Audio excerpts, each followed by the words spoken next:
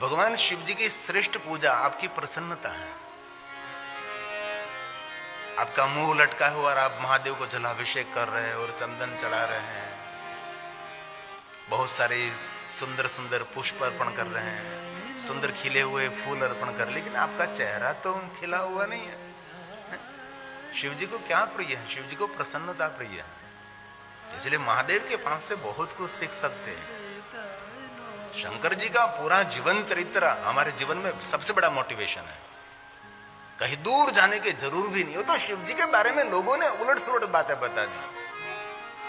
सारी दुनिया एकत्र हो जाए तो भी भगवान महादेव के जीवन चरित्र में कोई दुर्गुण नहीं देख सकता। कोई दुर्गुण है ही नहीं। गुणातीत, गुणाधार है, गुण बीज है, शिव मूल है। इसलिए जीवन को समझने का प्रयास करिए। ये पृथ्वी पूरी सबको खा जाती है, कोई यहां रहने वाला नहीं है। और कभी ऐसे निराशा व्यक्त नहीं करना कि मेरी 60 साल 70 साल 80 साल हो गया, अब मैं कुछ भी नहीं कर सकता। अरे शेष जीवन में आप विशेष कर सकते हैं, बहुत कुछ कर सकते हैं, कम समय में बहुत बड़ी क्रांति कर सकते हैं। इस बड़ी उम्र होने के बाद कभी हताश निराश कभी होने की जरूरत नहीं है। इसीलिए जीवन मिला है, सबके साथ हिल मिल जुल कर रहिए, प्रसन्नता के साथ रहिए, आदर के साथ रहिए। दूसरों के साथ तो ठीक है, लेकिन घर में तो रहिए। लोग घर में भी रह नहीं सकते, सबके साथ हंसी मजाक खुशी से नहीं रहते। अरे घर में भी नहीं रह सकते तो पति पत्नी तो रहिए, तो आपके जीवन का वो आधार है। इसलिए जीवन मिला है तो कुछ करके आया जो जग में तो कर ले, कुछ न कुछ तो करे, कुछ न कुछ तो करे। ये खर्च थे हमारा सुनील दत्त सुंदर 4 व्हील गाड़ी खरीद सकता था। इतनी सुंदर इस खर्च थे, ये साउंड, ये रिकॉर्डिंग, ये व्यवस्था, ये हॉल खर्च, ये भोजन व्यवस्था, ये व्यक्ति इतना पैसा बचाकर सुंदर 4 व्हील गाड़ी ले सकता था। लेकिन उसने 4 व्हील गाड़ी लेने की कल्पना नहीं की, उसने शिव महापुराण कथा का आयोजन करने का संकल्प किया। इसलिए हम सबको लाभ मिला। आज सुबह में बहुत सारे भाई बहन मुझे मिलने के लिए आए थे, खुशी व्यक्त करते थे, आंसू के साथ खुशी व्यक्त करते। बहुत समय से टेलीविजन में देख रहे थे, लेकिन आप तो गुजरात में रहते हैं, वहाँ गुजरात तुमने देखा नहीं, वहाँ मिलने का संभव नहीं था। तो मैंने कहा मुझे प्रणाम करने की जरूरत नहीं, मेरे जजमान श्री सुनील दत्त जी का प्रणाम करें, क्योंकि उसके माध्यम से मैं पहुंचा हूं। और आप तो सभी जानते हैं कि मैं गुजरात से बाहर यहाँ नोएडा में, इसीलिए बहुत छोटे रूप में मैं कम श्रोताओं में कथा करता हूँ। इसके बाद की जो कथा है इतना तामझाम, इतना बड़ा, क्योंकि गुजरात है। और इसके बाद की जो कथा है वो गुजराती में मुझे कहनी पड़ेगी, जो कि गाँव में कथा है। इसमें मैं हिंदी नहीं कह सकता, क्योंकि हमारे देहाती लोग हैं ना, उसके साथ तो मुझे मेरी मातृभाषा बोलनी पड़ेगी, गुजराती बोलनी पड़ेगी, जो कि बहुत बड़ी संख्या में गुजराती लोग। जीवन के हर पल को समझने का प्रयास करें। जीवन की एक भी पल ऐसी हमारे नहीं होनी चाहिए जो व्यर्थ है, इनमें से कुछ अर्थ निकलना चाहिए। दुनिया में आपको सब कुछ मिल जाएगा, लेकिन समय किसी को मिलता नहीं है। इसलिए एक बार हाथ में से चला गया, फिर गया हुआ समय वापस नहीं आने वाला। इसलिए जीवन को समझने का प्रयास और श्रेष्ठ शिव उपासना भी है। हम लोगों ने इतनी छोटी सी बात बस इसमें समाहित कर ली कि महादेव को जल चढ़ाओ, बिल्वपत्र चढ़ाओ, पुष्प चढ़ाओ, चंदन चढ़ाओ। लोग तो शिवालय में जाकर भी झगड़ा करते हैं, मैं पहले आया था, मुझे पहला पूजा करनी है, तू बाद में आया। शिवालय के अंदर मैंने देखा है इस लोगों लाइन में खड़े हुए लोगों को, लेकिन उनको पता होना चाहिए शिव साधन उनको कही जाती है। शिवालय जाकर मौन होकर बैठ जाइए, वो सबसे बड़ी शिव पूजा है। और शिवालय जाकर दूसरों के लिए कोई कल्याण का भाव करे, वो भी सबसे बड़ी महादेव की पूजा है। शिव शब्द का अर्थ कल्याण है। लाइन में खड़ा व्यक्ति, उसके प्रति हमारा कोई कल्याण का भाव नहीं, और हम महादेव की पूजा करने के लिए आए। इसलिए शिव जी का सबसे बड़ा संदेश है मौन रहना। और शंकर जी मौन रहते, महादेव जी बहुत कम बोलते हैं, बहुत आवश्यक हो तो बोलते हैं तो धीरे बोलते हैं, और कम शब्द में बहुत बड़ी बात समझा देते हैं। ये देवों का देव महादेव सीरियल अपन ने देखी होगी, इसमें बहुत सारी कल्पना भी की मीर भूता ने, लेकिन वास्तव में शिव जी का चरित्र देखे तो भगवान शंकर जी ज्यादातर ध्यानस्थ रहते हैं। उसके नेत्र कभी ऊपर नहीं उठते, उसके नेत्र हमेशा झुके हुए रहते हैं। और साधना परंपरा में भी वो एक पद्धति है, साधना करते समय, जप करते समय आंख को बंद नहीं करना है और आंख को खुली भी नहीं रखना है, अर्धविदित आंख रखनी है। क्योंकि अर्धविदित आंख रखोगे तो आप विचारों पर विजय प्राप्त कर सकोगे। इसीलिए नाक के ऊपर नजर रखनी पड़ती है, अर्धविदित आंख रहेगी। खुली आंख रखने से बहुत विचार, आंख बंद करने से तो विचारों का कोई टोटा नहीं, इतने विचार आते हैं। इसलिए ध्यान परंपरा में और समाधि परंपरा में और ये जप परंपरा में ये नियम है। इसलिए भगवान शंकर जी का पहला संदेश है ज्यादा से ज्यादा मौन रहना। और दूसरा महादेव का श्रेष्ठ बड़ा संदेश है शांत रहना। शिव जी ज्यादातर शांत रहते हैं। शिव जी के जीवन में कोई उपद्रव नहीं है, शंकर जी के जीवन में कोई उछल कूद नहीं है। इतना बड़ा सामर्थ्य है, जिनकी भ्रुकुटी मात्र से एक ब्रह्मांड नहीं, अनंत कोटि ब्रह्मांड की रचना। तभी शिव जी कितने शांत रहते हैं, कितने सरल रहते हैं और कितने उदार शिव हैं। शिव भक्तों का लक्षण है उदार। महादेव जी क्रोधावतार नहीं, भगवान शंकर जी तो करुणावतार है। स्वयं भगवान शंकर जी ने काली को क्रोध पर कितना बड़ा प्रवचन दिया कि काली शांत हो जाओ, क्रोध तो चांडाल है। क्रोध अज्ञान से उत्पन्न होता है और अभिमान से क्रोध बढ़ता है। अति क्रोधी व्यक्ति आंख होते हुए भी उसको अंध समझना चाहिए। कोई भी अत्यंत क्रोधी है, उनको आंख है लेकिन वो अंधा है। क्रोध आते समय आंख और कान दोनों बंद हो जाते हैं, मुख खुल जाता है। मुख में से क्या क्या स्टॉक निकलता है ये पता नहीं रहता। इसलिए कथा सुनकर 5 नियमों का अनुसरण आज से करें, शुरू करें। आज से मौन रहो, घर में जाकर कुछ भी नहीं बोलना, मौन सुन मौन। आपके घर वालों को पता लगना चाहिए कि गिरी बाबू की कथा सुनकर आई हो, शांत हो गई। इतना बड़ा धरतीकंप हो रहा था, क्यों भूकंप शांत हो गया। और पति शांत हो जाएगा, पत्नी इतनी खुश रहेगी कि आदमी कितना शांत है। कथा सुनकर जीवन में कुछ अनुसरण करे तो परिवार वालों को पता लगना चाहिए कि कुछ तो उसको लिया है। इसलिए जिसे जीवन श्रेष्ठ बनाने के लिए तो 32 सद्गुण आवश्यक है।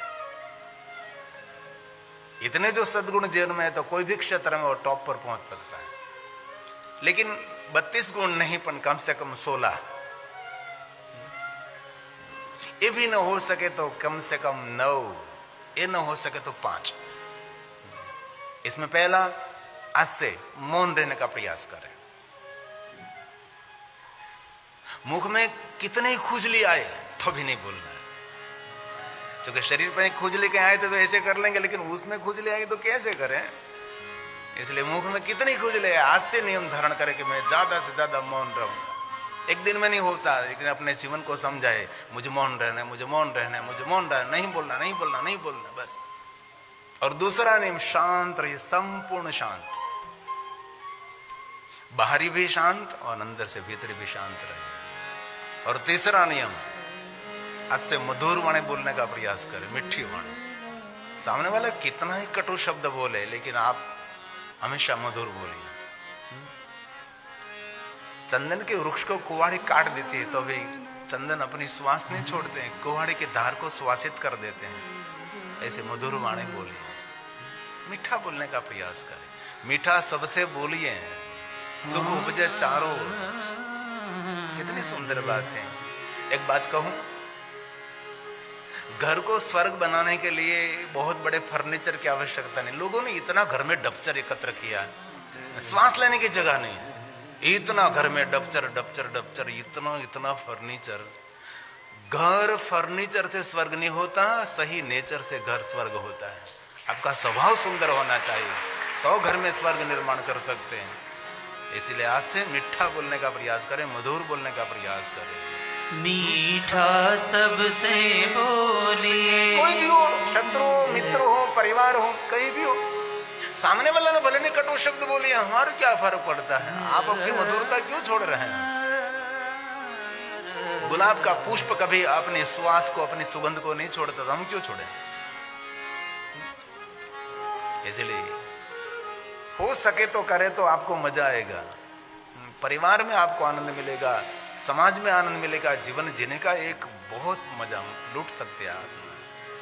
मीठा सबसे बोलिए, सुख उपजे चहु ओर, वशीकरण यह मंत्र है, तजिए बचन कठोर,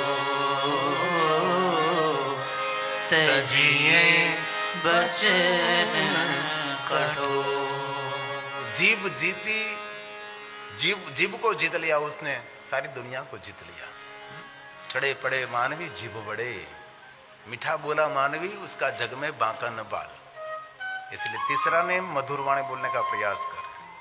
और चौथा नियम, आज से कभी किसी की गंदी बात करनी भी नहीं है और किसी की गंदी बात सुननी भी नहीं। कान कचरा पेटी नहीं है, और किसी के कान में गंदी बात कहना उस मानस की हत्या के बराबर पाप लगता है, उसका अंतःकरण डिस्टर्ब हो जाता है। इसलिए कभी किसी की गंदी बात करनी नहीं है और गंदी बात सुनना भी नहीं है। जिन प्रकार की गंदी बात करते, गंदे शब्द बोलते हैं, उतना ही आपका शरीर गंदा रहता है। जिह्वा गंदी होगी, ओठ गंदे हो गए, कंठ गंदा होगा, अंतःकरण गंदा होगा, एक रुधिर के कण कण, एक एक रुआ रुआ गंदा हो जाएगा। इसलिए कभी भी मुख में से कोई गंदे शब्द निकलना नहीं चाहिए। हमारे बनब्लेंड नोकरेज पापा कहते हैं, जब आप भगवान का नाम लेते हैं तब आपका एक एक रुआ तीर्थ बनता है और एक एक रक्तकण गंगा तुल्य बनता है। इसीलिए ईश्वर का नाम निरंतर स्मरण करना चाहिए। इसलिए चौथा नियम, किसी की गंदी बात करनी और सुननी नहीं। और पांचवा नियम, शुद्ध शाकाहारी रहना और निर्व्यसनी रहना। इसमें आप सभी तो कथा सुनते, इसीलिए शुद्ध शाकाहारी पवित्र भोजन करते होगे, और मुझे भरोसा आप सब तो व्यसन मुक्त ही है। कितने, क्योंकि आप भगवान की कथा श्रवण करते, आप सत्संगी हैं, इसलिए आपके जीवन में तो कोई व्यसन नहीं रहता। धीरे धीरे चाय को भी छोड़ दीजिए और धीरे धीरे कॉफी भी छोड़ दीजिए। जिस वस्तु के शरीर को जरूर नहीं, उस वस्तु शरीर में कभी नहीं डालना चाहिए, कभी नहीं। जो आवश्यक है, भोजन में भी संयम रखें। अल्पाहारी सदा उपवासी, जो अल्पाहार करते, थोड़ा भोजन करते, कम भोजन करते, उनको रोज उपवास करने का फल मिलता है। इसलिए कम भोजन करिए। इसलिए 5 नियम जीवन में बहुत सारे सुख के आमंत्रण पत्रिका दे सकते हैं आपको। इसलिए कथा सुनकर दुख नाशो भवेदिह, कथा श्रवण करके दुख का नाश होना चाहे तो कैसे दुख का नाश होना, ऐसे दुख का नाश हो सकेगा। अब कथा सनमन सुन ली और घर जाकर कुछ नहीं, आचरण में तो उतारा नहीं आपने, कोई जीवन में तो आपने कुछ लिया नहीं, ग्रहण नहीं किया, कैसे दुख नाश हो भवेदिह।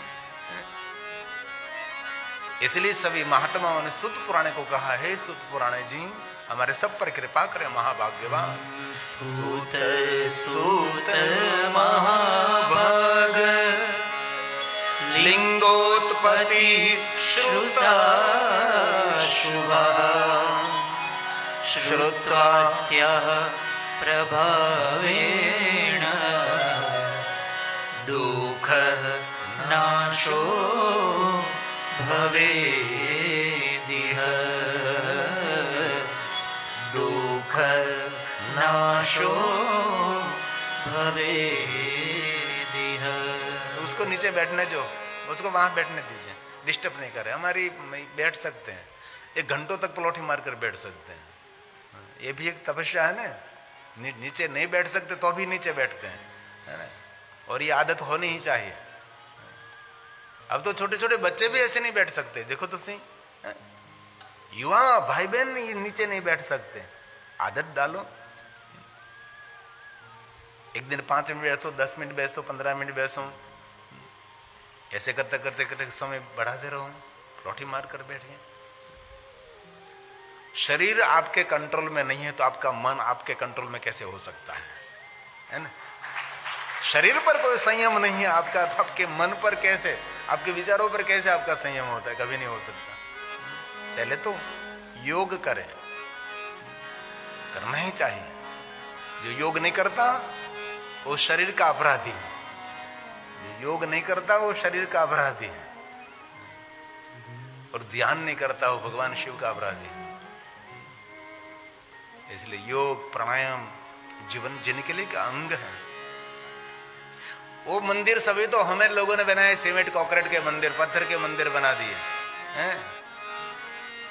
ये मंदिर हम सबको भगवान ने दिया है, उससे बड़ा मंदिर क्या हो सकता है? वहां तो मूर्ति भी रहती है, यहाँ तो स्वयं भगवान शिव भी रहते हैं। ये हमारा मंदिर है ना। और ये मैं नहीं कह रहा हूं, हमारे आचार्य लोग रोज बोलते हैं, पूजा करते समय रोज बोलते हैं। आदि जगत गुरु शंकराचार्य महाराज, आत्मा त्वं गिरिजामति सहचरा प्राणः शरीरं गृहं पूजा ते विषयोपभोग रचना निद्रा समाधिस्थितिः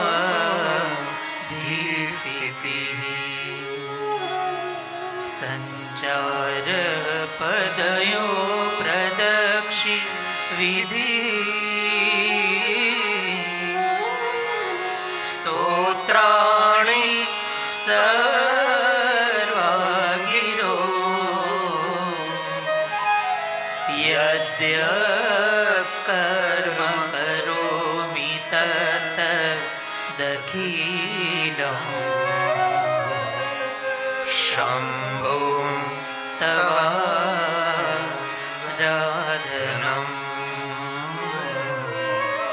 शंभो तवाराधनम्।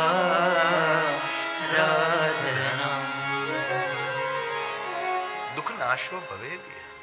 जो मनुष्य कथा का श्रवण करते मनुष्य अपने जीवन के दुख में से मुक्त हो जाए। लिंगोत्पत्ति, भगवान महादेव के निराकार लिंग स्वरूप की कैसे उत्पत्ति हुई, पूरी लिंगावली है।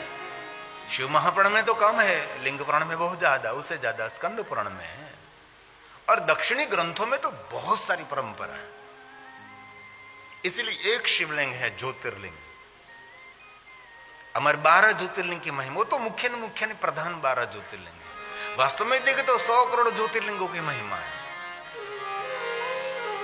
और एक है उपलिंग, ज्योतिर्लिंगों के उपलिंग भी है।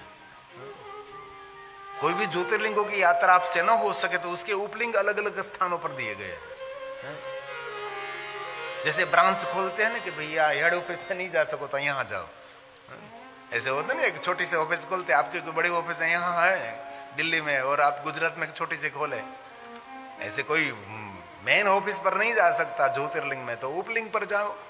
और एक बात दिल से याद रखिए, मैंने कथा में शायद कहा होगा, नहीं होगा तो मुझे याद नहीं रहा, लेकिन गोकुल मथुरा वृंदावन बाके बिहारी के दर्शन का फल यमुना तटे भूतनाथेश्वर, ये भूतनाथ के दर्शन करने से फल मिलता है। ये गोकुल मथुरा वृंदावन का फल कहां से मिलेगा? बाकी बिहारी का दर्शन कहां से, पुण्य कहां से मिलेगा? पुण्य देने के लिए ये बैठा है भूतनाथ महादेव, यमुना तटे भूतेश्वरम, जो हमारे केदारेश्वर महादेव का उपलिंग है। कोई हिमालय पहाड़ पर केदारनाथ न जा सके तो वहां यमुना तटे ये भूतेश्वर महादेव का दर्शन करो। उसके पुजारी गिरी नामा है, मैं गिरी हूं। हमारे 10 नाम होते हैं ना, गिरिपुरी, भारती, वन, अरुण, तीर्थ, सागर, सरस्वती। हाँ, हमारा कार्य क्या है? शिव धर्म का प्रसार प्रसार करना और शिवालयों को संभालना, शिवालय में पूजा आरती करना। वो भी याद रखिए, कोई भी शिवालय में पहली पूजा तपोधन ब्राह्मण और अतीत बाबा जी कर सकता है, गिरिपुरी कर सकता है, और कोई पहली पूजा नहीं कर सकता। और अंतिम पूजा जिनको पखाल कहते हैं, हम प्रक्षालन कहते हैं, वो भी गिरिनामा अथवा गिरिपुरी, भारती, वन, अरुण, तीर्थ, सागर, सरस्वती अथवा तपोधन ब्राह्मण। तीसरा कोई नहीं, बीच में सब लोग कर सकते हैं। और आज एक बहन ने मुझे शिकायत भी की है कि श्रृंगार करने के बाद लोग अभिषेक करने लगते हैं। ये मूर्ख लोग हो गए। एक बार श्रृंगार हो गया मेरे महादेव का, बाद में नहीं। सभी ज्योतिर्लिंगों में ये समय रहता है कि इस समय तक आप भगवान को जल चढ़ा सकते हैं, पंचामृत चढ़ा सकते हैं, पूजा कर सकते हैं। जैसे हमारे त्र्यंबकेश्वर महादेव के सानिध्य में 5 बजे से लेकर 7 बजे तक कोई भी धोती पहनकर पुरुष शरीर अंदर गर्भगृह में जाकर भगवान त्र्यंबकेश्वर महादेव को जलाभिषेक करता, 7 बजे के बाद बंद। और एक बार मैं भगवान त्र्यंबकेश्वर महादेव के सानिध्य में कथा गा रहा था और इसी समय बहनों का बहुत मोटा युद्ध चल रहा था कि क्यों शिवालय के गर्भगृह में बहनों को नहीं जाया देता, क्यों शिवालय को बहनों को गर्भगृह में प्रवेश नहीं है, ऐसा पूरा ये बहुत आंदोलन चल रहा था। और मेरा दुर्भाग्य कि इस समय मैं वहां कथा कर रहा था और मैं पहुंचा त्र्यंबकेश्वर महादेव दर्शन के लिए, इसी समय वो भी मीडिया के साथ आ गए। मैं तो महाराज निर्णय किसको दे? और सब ने मुझे घेर लिया और पूछा कि शिवालय के गर्भगृह में बहनों को क्यों नहीं जाया जाता, बहनों की क्यों प्रवेश नहीं है? मैंने कहा उसकी तो बात मैं नहीं कर सकता, लेकिन मैंने नियम सुने हैं कि शिवालय के गर्भगृह में 2 व्यक्ति जा सकता है, एक तो अनटच वस्त्र जिन्होंने पहना है वो, और दूसरा स्नान करके भीगे वस्त्र पानी वेले भीगे नितरते हुए वस्त्रों के साथ शिवालय के गर्भगृह में जा सकते हैं। और दूसरा मैंने निर्णय दे दिया कि जिन शिवालयों में शिवालय व्यवस्थापकों की ओर से गर्भगृह में जाने की अनुमति नहीं है, वहां पुरुष के नारी किसी को भी नहीं जाना चाहिए, ये व्यवस्था का एक भाग है। ऐसे मैंने गोल गोल जवाब दे दिया, किसी के पक्ष में नहीं ट्रस्ट के पक्ष में बोला, नहीं बहनों के पक्ष में बोला। इसलिए एक बार महादेव का सुंदर श्रृंगार हो गया, बाद में भगवान शिव जी को जल नहीं चढ़ा सकते, दूध नहीं चढ़ा सकते। इतना सुंदर श्रृंगार भगवान का किया है। भगवान शिव जी को श्रृंगार में सुंदर लगते हैं, लेकिन मैं दिल से कहता हूं महादेव जितने दिगंबर सुंदर लगते हैं ना, इतने श्रृंगार में सुंदर नहीं लगते हैं। शंकर दिगंबर में सुंदर लगते हैं। कहीं भी जाओ शिवलिंग का दर्शन नहीं हुआ तो मन अधूरा रहता है। शिवलिंग पूरा पुष्पों से सब कुछ श्रृंगार कर दिया और शिवलिंग दर्शन ही नहीं हो रहा तो संतुष्ट नहीं होगी। संतुष्टि तब होती है शिवलिंग का दर्शन होना चाहिए, और शिवलिंग दर्शन का प्रतीक है, शिवलिंग ध्यान का प्रतीक है। शिवालय के गर्भगृह ध्यान के अंदर है। शिवलिंग ब्रह्म बोधक है। शिवलिंग परमात्मा शिव की श्रेष्ठ आत्मा है, इसमें स्वयं शिव विराजते हैं, इसलिए उनके साथ छेड़छाड़ नहीं करनी चाहिए। उसकी पूजा परंपरा एक अलग है। जाना कभी दक्षिण भारत में कहीं कोई गर्भगृह में आपको प्रवेश दे तो ब्राह्मण है तो भी नहीं जा सकता, हम भी नहीं जा सकते, कोई नहीं जा सकता बाहर से, क्योंकि गर्भगृह में सबको जाने की अनुमति नहीं है, इसलिए नहीं जाना श्रेष्ठ है। कोई कहता है कि शिवालय जाने से पाप में से मुक्ति मिलती, गलत। शिवालय जाने के लिए संकल्प करने मात्र से मनुष्य एक जन्म नहीं हजारों जन्म के पाप में से मुक्त हो जाता है। शिवालय पहुंचती पुण्य मिलता है। पुण्य का अर्थ क्या है? पुण्य का अर्थ है सकारात्मक विचार, सकारात्मक ऊर्जा। ये पुण्य है, हमारी सकारात्मक विचारधारा, दूसरों के प्रति कल्याण का भाव, दूसरों के प्रति सुख का भाव, दूसरों को सुख देने का भाव, वही शिव पूजा, वही सकारात्मक विचार, यही पुण्य है। और हमारी तरफ से दूसरों को पीड़ा देते रहे, उससे बड़ा पाप क्या हो? श्रीमद् भागवत कथा का एक श्लोक है, भगवान व्यास जी ने गाया है कि 18 पुराणों का ये निचोड़ है। 18 पुराणों का यही संदेश है। अष्टादश पुराणेषु व्यासस्य वचन, भगवान वेद व्यास जी का वचन है। परोपकाराय पुण्या, दूसरों का हित, दूसरों का कल्याण, शत्रुओं के लिए भी हमारा शुभ मंगल भाव। परोपकाराय पुण्याय पापाय परपीडनम्, परोपकाराय पुण्याय पापाय परपीडनम्। इसलिए भगवान महर्षि वेदव्यास जी का ये प्रसाद, शिव महापुर संपूर्ण उनका प्रसाद। नमोस्तुते, नमस्कार करना चाहिए। ये पीठ भगवान व्यास जी की पीठ है। और किसी की पीठ नहीं। भगवान व्यास के विचारों को यहां से कहना चाहे, उसको नित्य नमस्कार करना चाहिए। नमोस्तुते व्यास विशाल बुद्धे फुल्लार विन्दायत पत्रनेत्र येन त्वया भारत तेलपूर्ण प्रज्वालितो ज्ञानमय प्रदीपः प्रज्वालितो ज्ञानमय प्रदीपः। इसलिए कभी गोकुल मथुरा वृंदावन जाने का अवसर मिले तो भूतेश्वर महादेव का अचूक दर्शन करना। ये केदारेश्वर महादेव की यात्रा का फल देने वाला है। भूतनाथ भूतेश्वर केदारेश्वर सजातम् भूतेश्वरं यमुना तटे भूतेश्वरम यमुना तटे केदारेशम तज्जातम। शिव के सिवा कोई पुण्य दे ही नहीं सकता।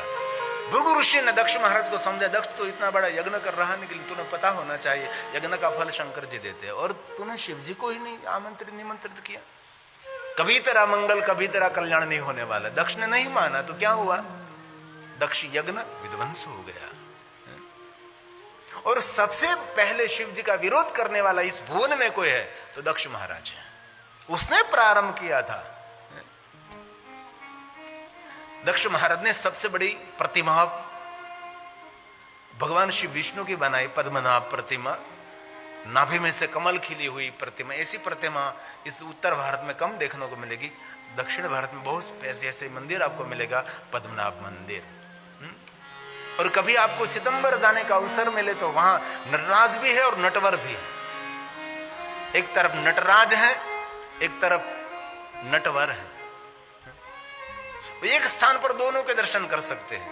ये नटराज है, श्रृंगार पूजा, भगवान शंकर जी की वहां मूर्ति पूजा है सितंबरम में। वहां शंकर जी की मूर्ति पूजा, वहां शिवलिंग पूजा नहीं है।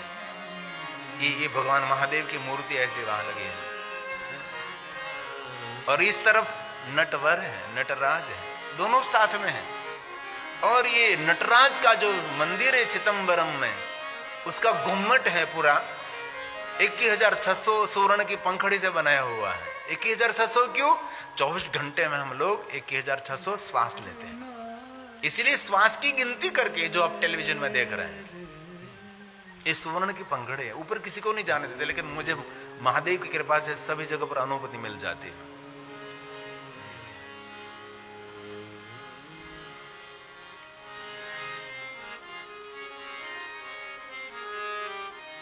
ज्योतिर्लिंग 12 प्रधान, उपलिंग 12, उसका वर्णन शिव महापुराण में विस्तृत है।